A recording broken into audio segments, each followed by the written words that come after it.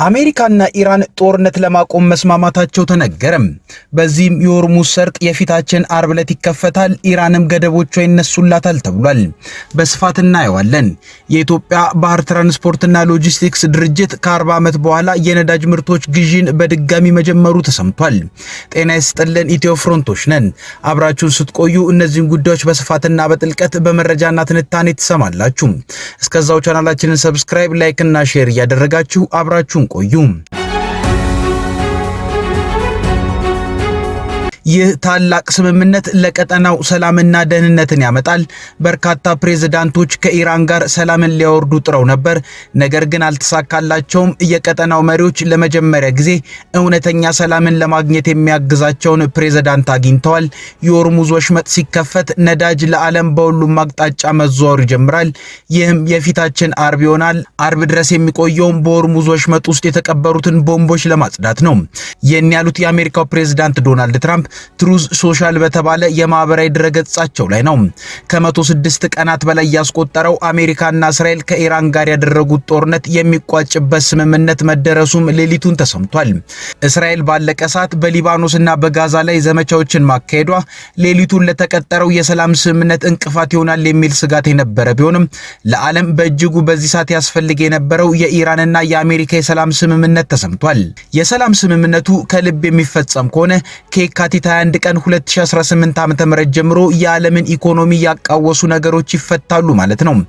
በስምምነቱ መሰረት የሆርሙዝ ወሽመጥ ሙሉ ለሙሉ ይከፈታል። የሚከፈተውም የሁሉም ሀገራት መርከቦች ያለምንም ክፍያ ነዳጃቸውንም ሆነ ሌሎች ምርቶችን እንዲያሳልፉበት ነው። አሜሪካ ኢራን የሆርሙዝ የባህር ወሽመጥን በመዝጋቷ ምክንያት ኢራን ላይ ያደረገችውን የባህር ላይ ገደቦችን ታነሳለች። አሜሪካ ተሄራን የሆርሙዝ ወሽመጥን አልከፍትም በማለቷ ሳቢያ ወደ ኢራን ወደቦች የሚገቡትም ሆነ ከኢራን ወደቦች የሚነሱ መርከቦችን አላሳልፍም ብላ አንቃ ይዛ ነበር። በዚህም ኢራን የዓለምን ዋነኛ የነዳጅ ጉሮሮ እንደዘጋች እሷም ጉሮሮዋ ተዘግቶ ነበር። አሁን ላይ በተደረሰው ስምምነት መሰረትም አሜሪካ በኢራን ላይ የጣለችውን ገደብ ታነሳለች፣ ለማንሳትም ተስማምታለች። የሁለቱ ሀገራት የሰላም የመግባቢያ ስምምነት እስራኤል በሊባኖስ የምታደርገውን ዘመቻ እንድታቆምም ከስምምነት የተደረሰበት ነው። በሊባኖስ አፍንጫው ሲመታ ራቅ ብላ አይኗ የሚያለቅስለት ሂዝቦላ የተባለ ቡድን አለ። ኢራን እሱ ቡድን እንዲነካባት አትፈልግም። ከዚህ የሰላም ስምምነትም አጋሯ ሂዝቦላ ካለበት ሊባኖስ ከእስራኤል ቅጥቀጣ እንዲድንላት ከስምምነት መደረሱን የራሷ የኢራን ባለስልጣናት ተናግረዋል። እንደተባለው ከሆነም የሁለቱ ሀገራት ተወካዮች የፊታችን አርብ በስዊዘርላንድ ጄኔቫ በአካል ተገናኝተው የሰላም ስምምነቱን ይፈርማሉ። አሜሪካ በምክትል ፕሬዝዳንቷ ጄዲ ቫንስ ተወክላ ፊርማዋን እንደምታኖር ይጠበቃል። ዋነኛው የዓለም የነዳጅና ተፈጥሮ ጋዝ መተላለፊያ የሆነው የሆርሙዝ ወሽመጥም የሚከፈተው የፊታችን አርብ ዕለት እንደሆነ ነው በስምምነቱ መሰረት የተነገረው። አርብ ድረስ የሚቆየውም በሆርሙዝ ወሽመጥ ውስጥ የተቀበሩ ቦምቦችን ለማጽዳት ጊዜ በማስፈለጉ ነው ተብሏል። ኢራን በአሜሪካና እስራኤል ጦርነት ከተከፈተባት በኋላ የሆርሙዝ ሰርጥን መዝጋት ብቻ ሳይሆን በመተላለፊያው ውስጥ ቦምቦችን መቅበሯ ተነግሯል። በአካባቢው ጦርነቶች በረገቡበት ጊዜያት እንኳን የኢራን ወዳጅ ሀገራት መርከቦችን በሰርጡ ላይ ለማሳለፍ የኢራን የባህር ኃይል ሰዎች በጥብቅ ያስፈልጉ ነበር። ቦምቦቹ ባልተቀበሩበት የባህሩ መስመሮች ላይ መርከቦቹን ለማሳለፍ ማለት ነው። አሁን አርብ ዕለት የሆርሙዝ የባህር መተላለፊያ ከተቀበሩት ቦምቦች ጸድቶ ለዓለም የነዳጅና የተፈጥሮ ጋዝም ሆነ ለሌሎች ሸቀጥ መርከቦች ክፍት ይሆናል ተብሏል። አልጀዚራ የኢራኑን መህር የዜና አገልግሎትን ጠቅሶ እንደዘገበው ከሆነ የኢራንና የአሜሪካ ስምምነት የሆርሙዝ ወሽመጥን ከመክፈትና በአሜሪካ በቴሄራን ላይ የተደረጉ የባህር ላይ ገደቦችን ማንሳትን ጨምሮ 14 ነጥቦችን ይዟል። ከነዚህ መካከል በኢራን የነዳጅ ሽያጭ ላይ የተጣሉ ማዕቀቦችን ማንሳት፣ የአርቡ የመግባቢያ ስምምነት ከተፈጸመ በኋላ ባሉት 60 ቀናት ውስጥ በኢራን የኒውክሌር መርሃ ግብር ላይ ከመጨረሻ ስምምነት ላይ መድረስ፣ በእነዚህ 60 ቀናት ውስጥ ደግሞ ኢራን ከተያዘባት ገንዘብ ውስጥ 24 ቢሊዮን የአሜሪካ ዶላርን ለቴሄራን መልቀቅ የሚሉት በስምምነቱ የተካተቱ ናቸው። አልጀዚራ መህር የዜና አገልግሎትን ጠቅሶ እንደዘገበው ማለት ነው። ከዚህ ውጭ ጦርነቱ ከኢራን ጋር ብቻ ሳይሆን እስራኤል በሊባኖስ የምታደርገው ዘመቻም እንዲያበቃ በስምምነት ስምምነቱ ተቀምጧል ተብሏል።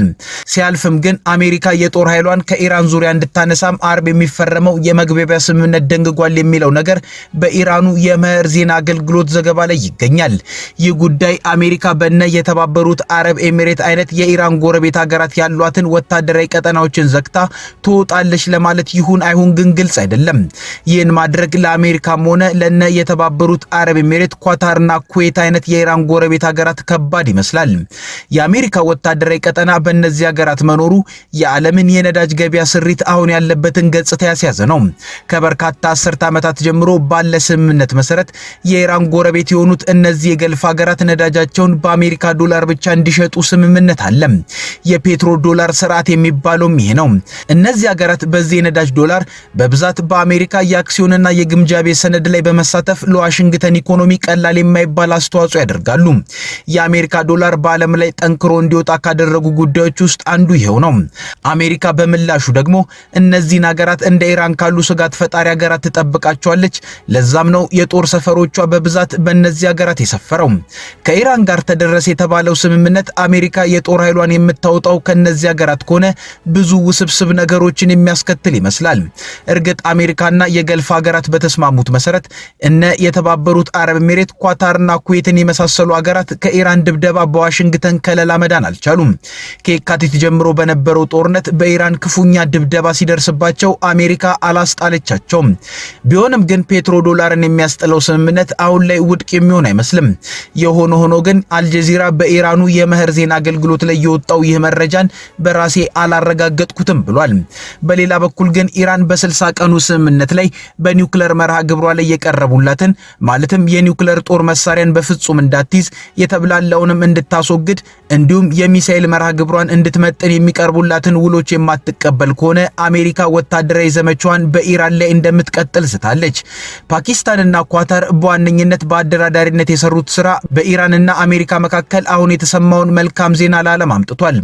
የአሜሪካው የውጭ ጉዳይ ሚኒስትር ማርኮ ሩቢዮ ፕሬዝዳንት ትራምፕን ለተደረሰው ስምምነት አድንቀው ለ80 ዓመት ልደታቸው እንኳን አደረሶት ብለዋቸዋል። በኢራንና በአሜሪካ ጦርነት ሳቢያ የተዘጋው የሆርሙዝ ወሽመጥ ለዓለም ኢኮኖሚ በጣም ችግርን አምጥቶ ሰንብቷል። ነዳጅ በእጅጉ ተወዷል፣ ማዳበሪያን ጨምሮ ሌሎች ምርቶችም እንዲሁም። በዚሁ ሳቢያ የዋጋ ንረት የበርካታ ሀገራትን ኢኮኖሚ በአደገኛው ፈትኖት እስካሁን አለ። እስካሁንም ነዳጅን ጭነው ወሽመጡን ማለፍ ያልቻሉ መርከቦች ከወሽመጡ በወዲያኛው ክፍል ቆመዋል። የአሁኑ የአሜሪካና የኢራን ስምምነት ይህንን ሁሉ ነገር የማቃለል አቅም ይኖረዋል። የኢትዮጵያ ባህር ትራንስፖርትና ሎጂስቲክስ ድርጅት ከ40 ዓመታት በኋላ የነዳጅ ምርቶች ግዢን በድጋሚ መጀመሩ ተሰምቷል። ካፒታል ጋዜጣ ባወጣው ሰፋ ያለ ዘገባ እንዳለው የኢትዮጵያ መንግስት የነዳጅ ግዢ ስትራቴጂውን በማስፋት የምዕራብ እስያ ገበያዎችንና የምዕራብ ህንድ ወደቦችን አካቷል። ይህ የስትራቴጂ ለውጥ የመጣው በተለመዱት የነዳጅ አቅርቦት መስመሮች ላይ በተፈጠሩ መስተጓጎሎችና በተለይም ለአውሮፕላን ነዳጅ ያለው የሀገር ውስጥ ፍላጎት እየጨመረ በመምጣቱ ነው። የአውሮፕላን ነዳጅ ፍላጎት በከፍተኛ ሁኔታ የጨመረው የቦሌ ዓለም አቀፍ አየር ማረፊያ የአፍሪካ ዋነኛ የአቪዬሽን ማዕከል በመሆኑና በአህጉሪቱ ቀዳሚ የአየር መንገድ የሆነው የኢትዮጵያ አየር መንገድ ሰፊ የሥራ እንቅስቃሴ ስላለው ነው። በዚህም ኢትዮጵያ የአውሮፕላን ነዳጅን በቢሊዮነሩ አሊኮ ዳንጎቴ ባለቤትነት ከሚተዳደረውና በናይጄሪያ ሌኪ በሚገኘው የዳንጎቴ ነዳጅ ማጣሪያ ስር ካለው ተርሚናል አስገብታለች። ኢትዮጵያ ከሱዳን የሚመጣውን የነዳጅ ግዢ ካቆመች ወዲህ ለአውሮፕላን ነዳጅና ለሌሎች የሀገር ውስጥ ፍላጎቶች የአፍሪካ ነዳጅ ስታመጣ መጀመሪያዋ ነው። ይህም መንግስት ባለፉት 40 ዓመታት ከነበረው የነዳጅ ግዢ ልምድ መውጣቱን እንደሚያሳይ ነው ዘገባው የገለጸው። የኢትዮጵያ ባህር ትራንስፖርትና ሎጂስቲክስ ድርጅት ከ1986 ዓ.ም አካባቢ ጀምሮ ለደንበኞቹ ነዳጅ ሳያስመጣ መቆየቱን ያስታወሰው ዘገባው ባለፉት 40 ዓመታት የመንግስት የነዳጅ አስመጪ ሆነው የኢትዮጵያ የነዳጅ አቅራቢ ድርጅት እስከ ባለፈው ዓመት ድረስ ብቸኛው አስመጪ ሆኖ መቆየቱን አስታውሷል። በኢትዮጵያ የባህር ትራንስፖርትና ሎጂስቲክስ ድርጅት የንግድ ዳይሬክቶሬት ስር ያለው የቻርተሪንግ ወይንም የመርከብ ኪራይ ክፍል አገልግሎት ሌንሳ ገረመው ከናይጄሪያ የተደረገው የነዳጅ ግዢ በተሳካ ሁኔታ መጠናቀቁን አረጋግጧል። በሆርሙዝ በተፈጠረ ችግር ምክንያት ካለፉት 40 ዓመታት ወዲህ ለመጀመሪያ ጊዜ 120,000 ሜትሪክ ቶን የአቪዬሽን ነዳጅና የናፍጣ ነዳጅ ማስመጣት መቻሉን የተናገሩት በተከራዩት መርከቦች አማካኝነትም የመርከብ ድርጅቱ 80,000 ሜትሪክ ቶን የአውሮፕላን ነዳጅና 40,000 ሜትሪክ ቶን ናፍጣ ለኢትዮጵያ የነዳጅ ግዢ ዋነኛ ማዕከል ወደ ሆነው በጅቡቲ ወደሚ ወደሚገኘው ሆራይዘን የነዳጅ ተርሚናል አጓጉዟል። ነዳጅ የማታመርተው ኢትዮጵያ ከጠቅላላው የዕቃ ምርት ግዢ በጀቷ ቢያንስ 1/4ኛውን የምታወጣው ለነዳጅ ነው።